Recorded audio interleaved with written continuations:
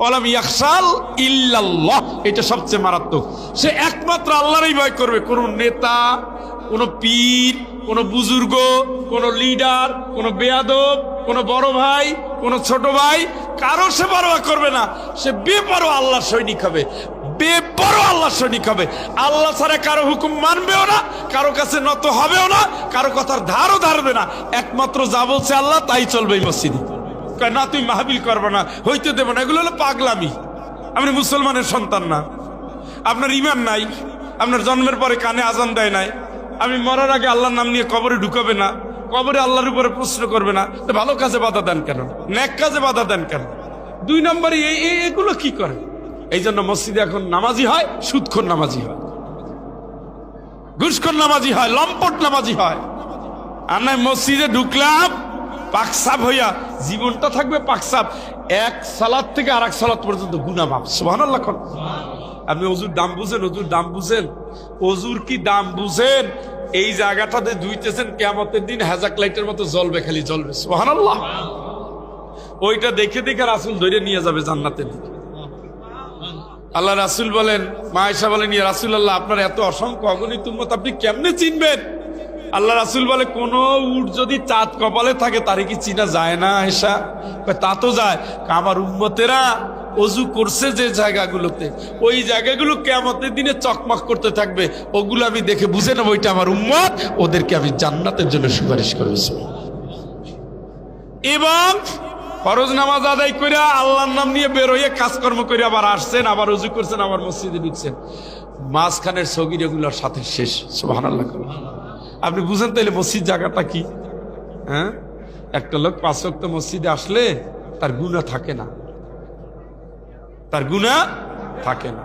এরপরে কবিরে গুনাহ হয়ে গেছে, শিরক হয়ে গেছে। হ্যাঁ, এখন যদি এই মসজিদে আইসা মালিকের কাছে কোন আল্লাহ ভুল তো আমি করে ফেলছি, আল্লাহ এইটুকু বলার জন্য অপেক্ষা আছে যে আপনি বলেন কিনা।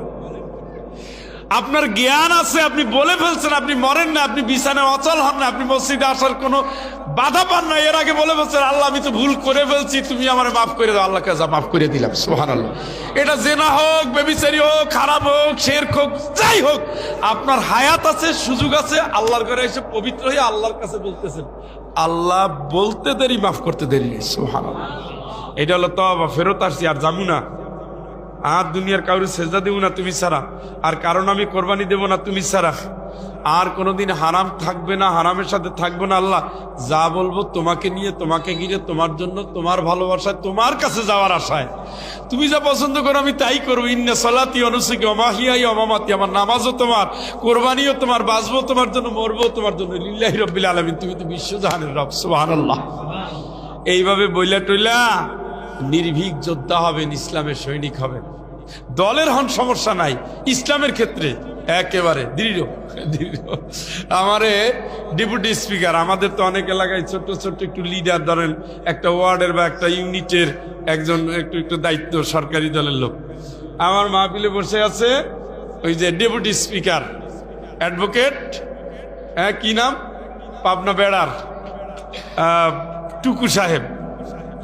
হ্যাঁ, তো আমি বললাম, স্যার আপনার তো শরীর এখন তো ক্লান্ত, আপনি যাই ঘুমান।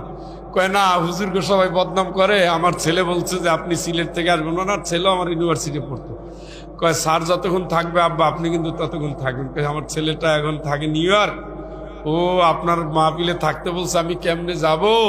তো হুজুরদের অনেক বদনাম, দেখি আজকে আপনি কি আলোচনা করেন, বদনাম কেমনে হয়। তো 1.5 ঘন্টা ধরে বসে ঝিমায়। আমি বললাম, আপনি যান, আপনি থাকলে আমি কথা বলতে পারতেছি না, একটু আনিজি লাগে, পুলিশ দাঁড়ায় রয়েছে, লোকজন অপেক্ষায় আছে।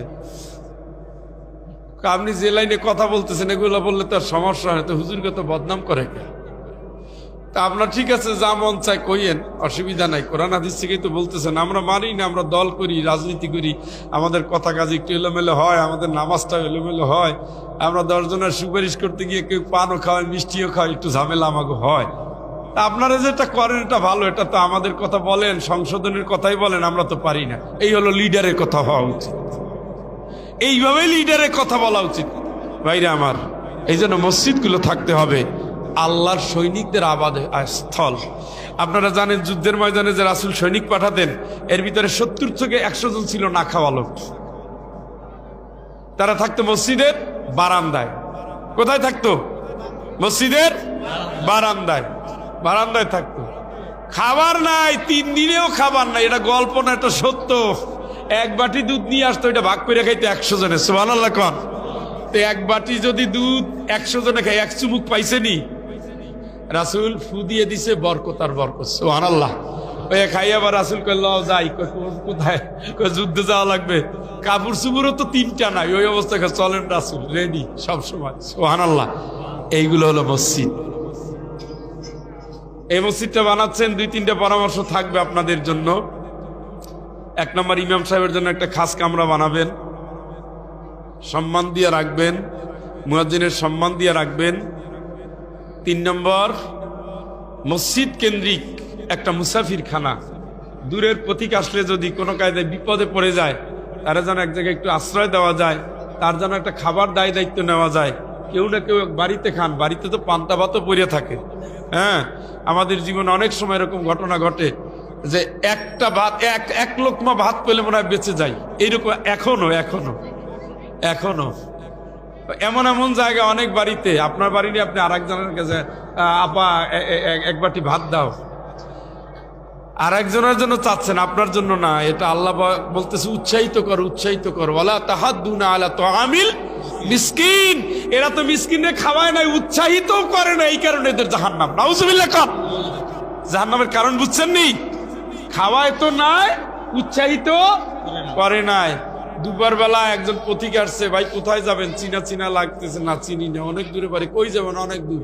আসেন খাইয়া যান। এই টাইপের মন করার জন্য মসজিদের সাথে 2-1 লোক থাকবেন। প্রয়োজনে ওই মসজিদের যে কালেকশন হয়, ওখান থেকে একবেলা একটু চাল টল দিবেন, একটু খাওয়াবেন, এই টাইপের আর কি। মানে ভালো একটা নিয়ত থাকবে। আপনারা যারা আরবে থেকে আসছেন, মসজিদের চ্যারিটি আছে না, পানি দেয়, খেজুর দেয়, খাবার দেয়, অনেক কিছু পারবেন না, প্রতিদিন আসবে না, 2-1 বার বছরে আসলে যেন বিমুখ হইয়া না যায়। সব কিন্তু সব কবরস্থানের বাসিন্দারা পাইয়া যাবেন। আল্লাহ যেন তৌফিক দান করে। সকলে বলেন আমিন। কথাগুলো কিন্তু রাগ করার জন্য বলি নাই, কথাগুলো বলার আগে আয়াতটা সামনে নিয়ে বলছি। আয়াতটা আমার মুখস্থ আছে, কিন্তু একটু উল্টা পাল্টা হয়ে যায়। এই জন্য আমি দেখে দেখে বললাম। আপনারা মনে রাখেন, এটা মসজিদ কমিটির জন্য আল্লাহ নাজিল করে স্পেশাল আয়াত। কমিটিতে থাকবেন, এই আয়াত মানবেন না, আল্লাহর গজব যাত্রা থেকেই শুরু। হুকুমটা কার? আপনি উল্টে ফেললে আল্লাহ খুশি হবে? ছেলেরে পান আনতে বলছেন, ও জর্দা নিয়ে বসে রয়েছে, পান আনে নাই। এখন আদর করবেন না থাপড়াবেন? মানে হিসাব তো তাই। বউরে কইছেন রান্না কর, মেহমান আসছে, উনি রান্না করে আপনার সামনে দিচ্ছে, মেহমানের খাবার কই করি না। আপনার প্রিয়া যতই ভালো ওই সময় কিন্তু আর ভালো না। ওই সময় লাঠি কই, গালি কই, মুখ কই, ঠোঁট কই, সব একসাথে মাইরে দিবেন। কারণ কি? কথা শোনে নাই। সন্তান না শুনলে গালি দেয় মা বাপ, বউ না শুনলে গালি দেয় স্বামী, আর কথা না শুনলে রাগ করে আল্লাহ। এটা মনে থাকে জানো। মানে রাগের সবার স্টাইল আছে। বাচ্চা একভাবে, বাচ্চার কথা শোনেন নাই, যে দৌড় দিত আপনার কাছে, হাত দেখে খালি পটেটু টটেটু কিচ্ছু নাই, ঘুরে ওদিকে রওনা দিবে। যতই ডাকেন এদিকে আয় এদিকে আয়, আসবে না। কারণ কি? সে রাগ করছে। আর আপনার জানার কথা আনেন নাই, সে কথা আনেন। বাচ্চারে খাতা নিয়ে আসার কথা বলছে, বাচ্চা দেখে যে আপনার হাত খালি, খাতা আনেন নাই, আপনি ডাকতেছেন এদিকে আয়, আসবে না। খাতা আনছো? আনো না, যাও, তোমার কথা কে শুনলো? সব জায়গায় কিন্তু সিস্টেম আছে। তা আল্লাহ বলছে, এই ইমান নিয়ে আইসো, আমার ভয় ছাড়া আর কারো ভয় করবি না, এই বিশ্বাস নিয়ে আইসো, আখেরাত নিয়ে আইসো, নামাজ কায়েম নিয়ে আইসো, জাকাত কায়েম নিয়ে আইসো। আসো না, তোর যা, তুই দৌড়া, তোর দরকার নাই। তুই মসজিদের দায়িত্ব নিতে বলছিল কে? এখন তো নিয়েই তোর বিপদ। এই জন্য ভাইরা আমার, মসজিদে সালাত আদায় করা ওয়াজিব। রাসূল বলে, আমার মন চায় বাড়িতে আগুন লাগাইয়ে দিই, মন চায় আগুন লাগাই দিই। আমি বাড়ি বাড়ি খোঁজ নেই, যে বাড়িতে যুবকরা আছে মসজিদে আসে না, আমার মন চায় আগুন লাগাইয়ে দেই। দিলাম না এই কারণে, নারী আছে, শিশু আছে, বুড়া আছে। রাসূলের মন চায় আগুন লাগাইয়ে দেই। আপনি কি এইটারে হালাল হারাম মনে করতেছেন? এটা আপনি কেন ঘরের ভিতরে নামাজ পড়তেছেন? ঘরে যায় নামাজ বাংলাদেশে মহিলাদের জন্য, মুসাফিরদের জন্য, অক্ষমদের জন্য। আপনার জন্য কতগুলো যায় নামাজ বিছানো। ঘরে ঢোকার সাথে সাথে যায় নামাজ ছাড়া এই জায়গায় সেজদা দিতে হবে, এটা ওয়াজিব। 27 গুণ সওয়াব। একটা মানুষ 27 রাকাত সেজদা দিলে, 27 বার সেজদা দিলে যা হবে, মসজিদে ঢুকে একটা সেজদা দিলে তাই হবে। সুবহানাল্লাহ। তাহলে সমান হইল? এই সেজদাটা যখন আপনি ওই যে এখন বাইতুল মুকাদ্দাস আকসা মসজিদে, যেটা নিয়ে এখন গন্ডগোল চলতেছে, ওখানে যদি দেন একটা সেজদায় 10,000 বার সেজদার সমান। সুবহানাল্লাহ কোন। ওইটা যদি আপনি মসজিদে নববীর ভিতরে দেন, তাহলে একটা সেজদা দিলে ওখানে যেটা হবে বাংলাদেশে 50,000 সেজদা দিলে তাই হবে। সুবহানাল্লাহ। যদিও এখানে একটু দ্বিমত আছে, কেউ কেউ বলছে 10,000। এইটা যদি বাইতুল্লাহ শরীফে দেন, একটা মানুষ 1,00,000 বার সেজদা দিবে, যা সওয়াব বাইতুল্লাহ শরীফে একটা সেজদায় সেই সওয়াব। সুবহানাল্লাহ। আপনি তো আর প্রতিদিন বাইতুল্লাহ যেতে পারবেন না, কাবা ঘরে পারবেন? আপনারে আল্লাহ বানাইছে বাংলাদেশে, আপনারে পাঠাইছে এই এলাকায়, এই এলাকায় ওইখানে মসজিদ, সেইখানে মসজিদ, আপনি ঘরে কোন আল্লাহু আকবার, আপনি 5 ওয়াক্ত নামাজ পড়ে 5টা সেজদার সওয়াব পাইলেন, আর মসজিদে আসলে 5-27 কত গুণ সওয়াব পাইতেন। হারাইলেন তো মিয়া। একটা সওয়াবের জন্য পাগলের মতো দৌড়াবে। ফালা আনসাবা বাইনাহুম ইয়াউমাইযি ওয়ালা ইয়াতাসাআলুন। আল্লাহকে সিংহায় ফু দেওয়ার সাথে সাথে কোনো আত্মীয় সম্পর্ক নাই, সব শেষ, সব শেষ। এমন কেউ কারো না, দিবি কে তুমি, চিনি না, আমার কোনো সন্তান নাই, আমার কোনো স্বামী নাই, আমার কোনো ভাই নাই। একটা সওয়াবের কারণে সে ঝুলন্ত অবস্থায় মাঝে মাঝে জাহান্নাম দেখে, আল্লাহ বাঁচাও, আল্লাহ বাঁচাও, আল্লাহ বাঁচাও, আবার জান্নাত দেখে, আল্লাহ ওখানে নিয়ে যাও। পাওনা কয়টা? একটা যদি জান্নাতের দিকে হয়ে যায়, একটা সওয়াব পাইলে সে জান্নাতে চলে যাবে। পাচ্ছে না, কেউ দিচ্ছে না, সে আরাফে থাকবে, কতকাল থাকবে কেউ জানে না। আর আপনি সেজদার ভিতর দিয়া আল্লাহরে কতবার ফালাই দিচ্ছেন, ঘরের ভিতরে পড়ছেন, বিপদে পড়লে আল্লাহ বলছেন ফাত্তাকুল্লাহ মাসতাতাতু, তোমার যদ্দুর সাধ্যে কুলায় অদ্দুর আমারে ভয় করবা। আল্লাহ আপনার প্রতি জোর করাতে চায় না, জোর করাও পছন্দ করে না। হ্যাঁ, লা ইউকাল্লিফুল্লাহু নাফসান ইল্লা উসআহা। আল্লাহ কিছু চাপাইও দেয় না জোর করে। বান্দা যদি দাঁড়াইয়ে পড়তে না পারো, আল্লাহকে তাহলে বসে পড়। বসেও যদি পড়তে না পারো, শুয়ে পড়। তোমার কাপড় নষ্ট হয়ে গেছে, উলঙ্গ হয়ে পড়ো, উলঙ্গ হয়ে তারপরে নামাজ পড়া যায়। সুবহানাল্লাহ। আপনার নারী এখন সন্তান জন্ম দিবে, ব্লাড বের হয় নাই, ব্লাড বের হওয়ার পর্যন্ত আগ পর্যন্ত নারীর নামাজ পড়তে হবে।